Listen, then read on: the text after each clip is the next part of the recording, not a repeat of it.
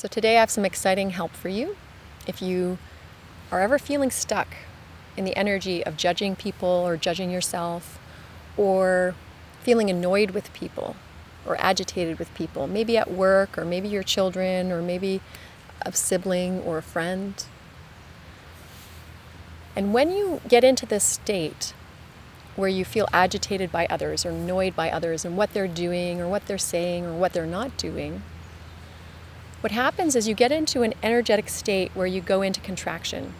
And the energetic state of contraction stops the flow of energy in your body in a way that can bring about illness within you if it continues for long term, or can just even bring about the stagnation of energy, so you start to lose creativity, or it can affect your sexual energy, or any aspect actually of your life.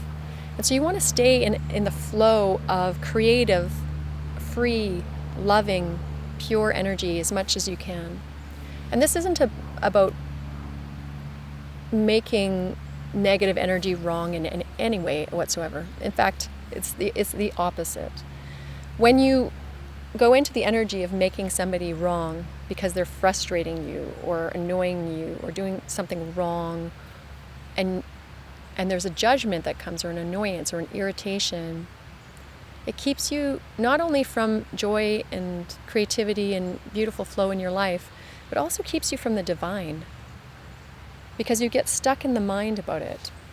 And all of these agitations and everything else are what we could call the disease or dis-ease of the mind. And so to get out of the mind and into the heart, where we access the divine or the awareness of the divine, because the divine's always in and through and around everything, but to be able to access the divine, it requires for us to be in a place of stillness and peace within our heart.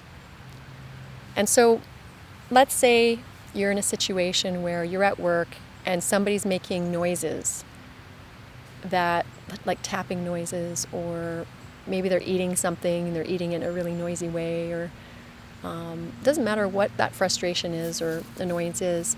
If you can allow them to simply be as they are, by having the awareness that you are allowed to be as you are.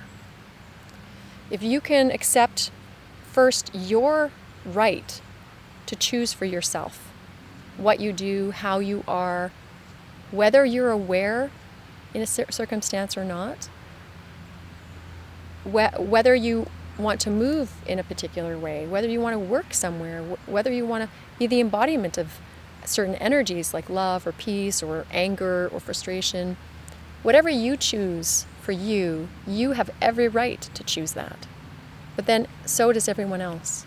And so when you choose to allow others to be as they are, to do existence as they are, which means to show up however they choose to. And people are going to show up in so many different ways. And if you can go into the uniqueness of their showing up, of their personality, of their embodiment, and if you can see it as a work of art, something that's never been done before in that particular configuration and way, and you can start to appreciate through what I call sensuous attentiveness, you can get into a place where you go into relaxation and peace within yourself. And when you go into relaxation and peace within yourself, and you allow yourself to see or hear the beauty of them just as they are, with acceptance in your heart, you deepen into fuller, more beautiful, easeful acceptance of yourself and all of existence. And it's an incredible blessing. And when you do that, it's so much easier.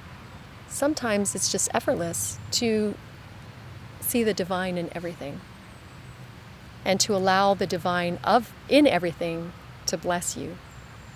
And when you really get to that place, you become like the eye of God.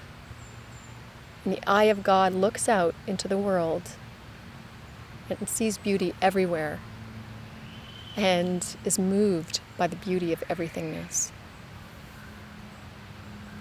So trust in God's mentorship, the divine mentorship, that free will is given. And God allows everything in creation that exists, or it wouldn't exist. And so if God can allow everything, maybe you can allow everything too.